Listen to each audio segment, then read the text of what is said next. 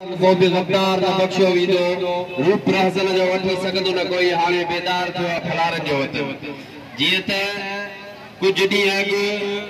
कंबर लग छजड़ा गोठ में एक मासूम न्याणी जेका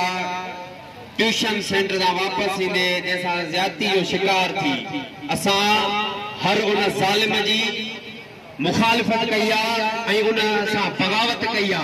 जेके ज़ालिम वेशी मासूमन के रूप में घुमन था न्याणियुनि सां बदसलूकी था कनि असां उन ते ऐं उन जे साथारनि ते लानत था विझूं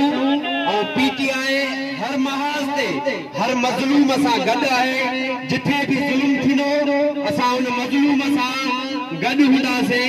ऐं असांजी सॼी पार्टी उन सां गॾु हूंदी इंशाअल्लाह जिथे भी असांजी